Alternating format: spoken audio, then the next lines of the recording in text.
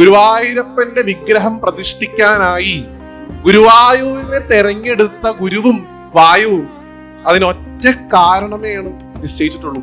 എന്തുകൊണ്ട് ആകാശമാർഗത്തിലൂടെ സഞ്ചരിക്കുന്ന ആളുകൾ അവിടെ ലാൻഡ് ചെയ്തു? ഒറ്റ കാരണമേ ഉള്ളൂ.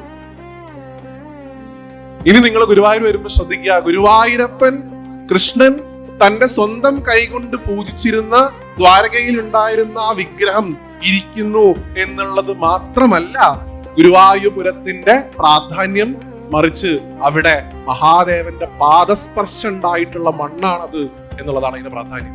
അതുകൊണ്ടാ അവിടെ ഇറക്കിയത്.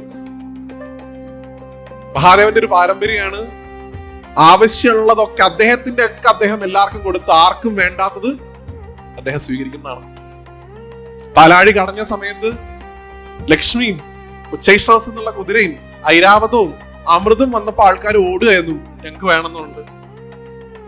ഹലാഹലം കാളകൂടെന്ന് പറഞ്ഞ സമയത്തും ഓടുകയായിരുന്നു, ഞങ്ങൾക്ക് വേണ്ട എന്ന് പറഞ്ഞത്. അതിനെ സ്വീകരിക്കാൻ പ്രപഞ്ചത്തിൽ ഒരാളെ ഉണ്ടായിട്ടുള്ളൂ.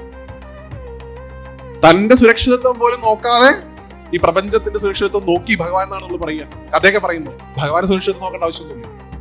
എങ്കിലും ഈ പ്രപഞ്ചത്തിന്റെ മുഴുവൻ രക്ഷയ്ക്കായിട്ട് വിഷം പോലും എടുത്ത് പാനം ചെയ്ത ഒരു ഭഗവാൻ.